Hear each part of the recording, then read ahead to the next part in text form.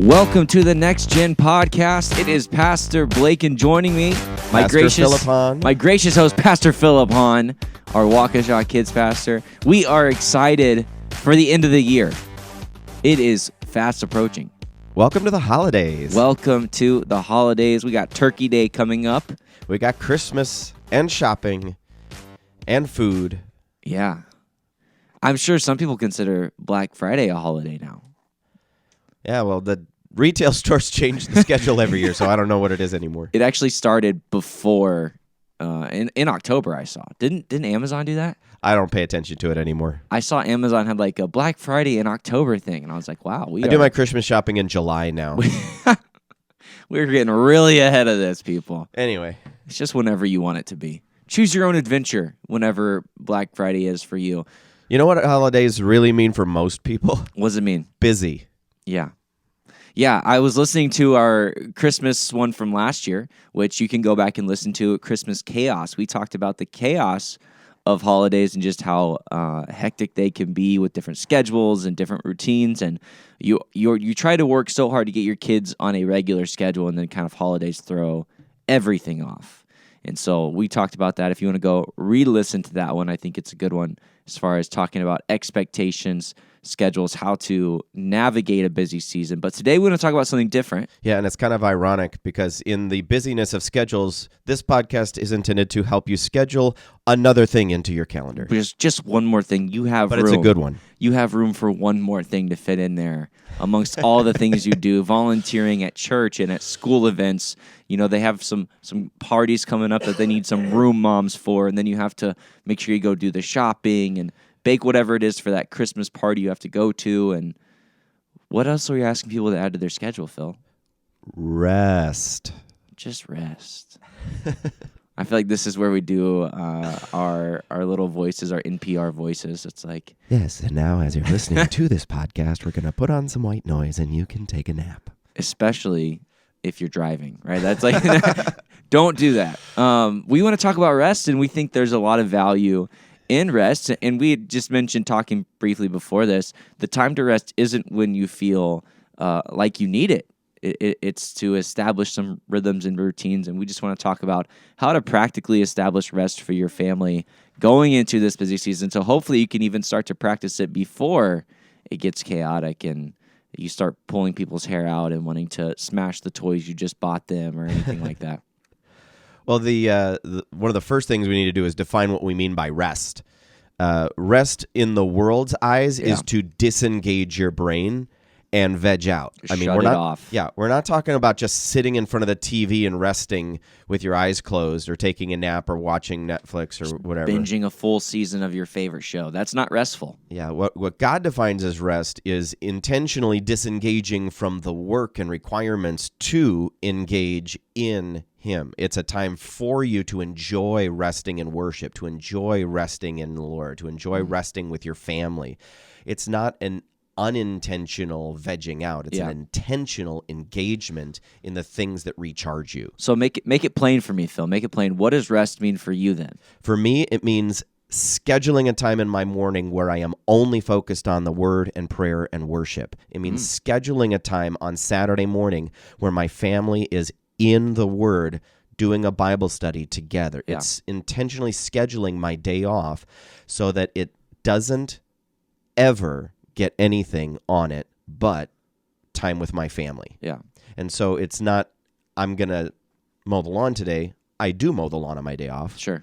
But it's for the purpose of spending time with my family. And so I have a scheduled date with my wife every Friday because that's my day off. Right. And so it's not about just disengaging. It's also about intentionally choosing what recharges you spiritually, physically, emotionally, that kind of stuff. So that date with Shanda, you're saying that's a restful part of my rhythms, my routines, is I'm doing this thing. It's not work. I find it refreshing. Right.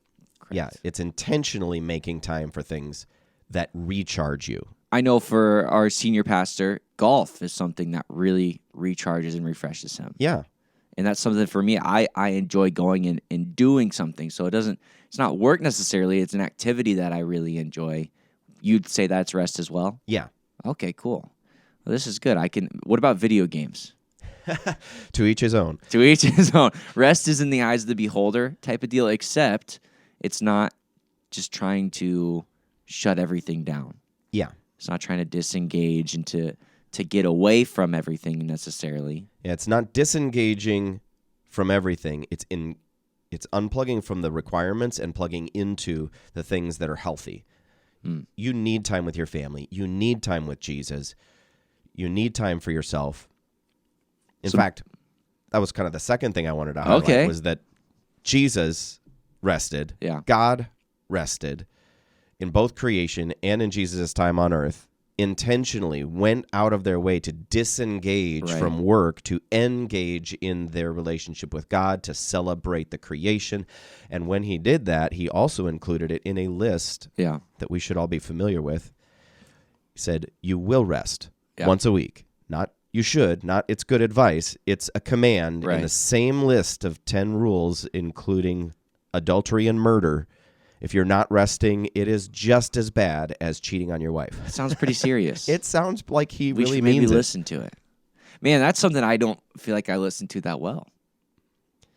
Yeah, well, start listening because Jesus did it. God did it. He put it in the 10 Commandments. I don't want to be, disengaging from something that God said is as important as idolatry and murder. Yeah, I wonder why. I guess we tend to forget that's on the list. That's why we're having a podcast about it. I know. We're just having a conversation about it, and I'm going, man. I think it's because sometimes we put a lot of value in what we do or what we can do, as far as who we are. It's our identity. Sometimes, right? People put their identity in their job or an ability or skill they have, and so what we do is sometimes so linked to how we feel about ourselves. Yeah, and that's also.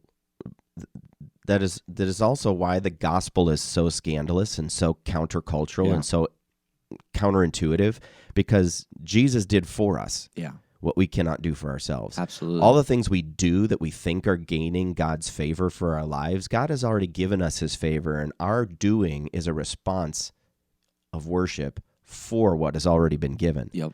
And his rest, giving us rest, is his gift to us. Yeah. And we should take it seriously. Yeah, and man, that's so good. I think our last podcast we talked about intentional parenting. I think that same first word has to be applied here. Yeah. That if it's not intentional, you're never gonna do it, right? It's not something that accidentally happens. Oh, I just really rested for an hour right there and spent time reading and spent time praying over my family. Like that. That's not something that magically happens, right? Well, it's like most habits and rhythms in your life. The unhealthy ones happen by default. I'm going to sit on my couch and eat Cheetos instead of making a nice, healthy dinner. I'm going to... Wow, I feel attacked right now. Well, the whole point is anything that you do by default is usually unhealthy. Anything you think that is healthy or productive for your life, you have to plan it and be intentional about it. You're never going to eat healthy. You're never going to exercise. You're never going to spend time with your family. You're never going to rest. You're never going to worship. You're never going to read your Bible or pray unless you intentionally decide to put it on your schedule and do it, to make it a rhythm and a habit in your life. So how can we help build that into our family schedule, right? Because for people who are listening, they're probably people with kids. Their kids could be in age ranges, 0 to 18. And so how do you start to implement this system into really busy schedules with different sports and different activities going on? What does that look like? I know you do it for your family and you have your rhythm, but how would you advise a parent to, hey, let's just start to try this out? Yeah, I would say it's closely tied to the first commandment, which is to put God first as the only one with authority over your life. Because when that happens, you put what's important to him first. Yeah. And so you give your tithe before you pay the electric bill. Right. You give your time and devotion before you start thinking about your checklist at work. You give your rest a higher priority on the schedule than school, work, and soccer games, So if you want to make anything important, you need to put it before the other things. And so if you know holiday season is coming up, we're getting schedules set so we know when we're going to grandma's house and when we're going shopping and which house we're going to exchange gifts. Make sure that you plan out in your time intentional rhythms of rest. Yeah. When at least once a week we're going to be doing something that recharges us, not drain us. Right. And spend that time with your family intentionally. Put that on the schedule first and then work everything else around it. And that applies not just to the holiday season, but your whole schedule, all calendar long. Yeah, that's good. There's a book that I've read, and it is very challenging, and it's one of those reads that you do, and for me anyways, I said, man, this is really good. I should start doing this, and then I didn't. But I should probably reread it because it's called The Ruthless Elimination of Hurry by John Mark Comer, and he just talks real plainly about how culture is so geared towards achieving, doing, going, all those things, and how rest gets put to the wayside. And so if you're struggling with this topic, man, I would really encourage you, get the audio book, go get the physical copy, read it, write things down, and just pick a couple things. I know, Phil, you've talked openly about, like, we go to a conference and we get told, here's 10 things you need to do for your ministry. And then you come back and we do a leadership podcast. Here's 5 things to do for your ministry. And you're like, I don't know which one to actually even implement. And it's like, just pick one. Yeah. You don't have to do them all. Pick one gold nugget and work on that, because if you can't implement everything you hear, to take one step closer to success is better than taking no step at all. Yeah. Yeah, and that's what I think I just want to encourage parents with as we kind of wrap up here, is that, man, there's a lot of things we can do to be better caretakers, better influencers, better discipleship makers, and it can seem overwhelming. And that's not our goal. Our goal is to really try to help and to come alongside of parents. And, man, it's hard. I'm not a parent yet. I deal with a lot of parents in a positive way, and it seems really difficult. And we don't ever mean to shame you for your busy schedules. We don't ever mean to. Hey, and I'm busy too. Yeah, I'm busy too. I have 2 martial arts classes a week, 2 dance classes a week. Do not mess We've got with this guy. two church services a week, and we've got work, and we've got all these other things that demand our attention, home maintenance. But for sure, I have plenty of time for those things, only because I've scheduled my rest first. Yep. And so if all it is for you is starting with the 10 Commandments and saying, okay, I'm just going to take one day a week where I'm not allowed to work, and just guard that as sacred and holy and as part of the covenant between you and God, if that's the first and only step you take, that's a huge leap in the right direction. Absolutely. That's awesome. Anything else? I think that covers at least the basics. Awesome. And if you have any questions, how do we help you with your family? You can always shoot us an email on our church website. bridgechurch.net is where you can find those 2 things. We hope you have a great holiday season. We hope it is restful, relaxing, and that you enjoy time with your family. Yeah, and if you need to pick up that book by John Mark Comer, go for it. Find it anywhere online. What's the title? The Ruthless Elimination of Hurry. Cool. John Mark Comer. Yeah, that's great. Thank you guys so much. We hope you have a great rest of your year.